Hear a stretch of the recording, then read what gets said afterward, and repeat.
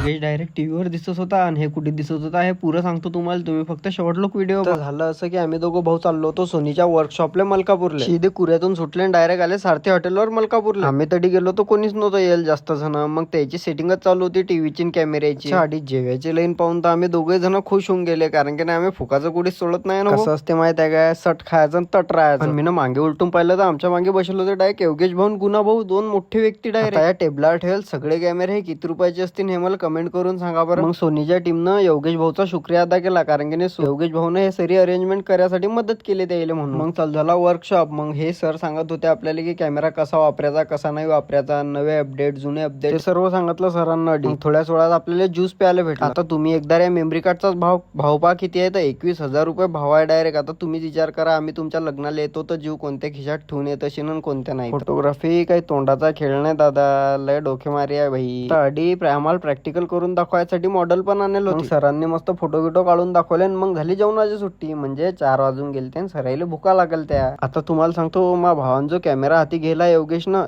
त्या कॅमेऱ्याची लेन्सच जे आहे की नाही ते 2,87,000 रुपयाची. योगेश भाऊले म्हटलं ठेवून दे भाऊ, तू इन माई किडनी इकून बी वरून पैसे देणं पडते ना आपल्याला.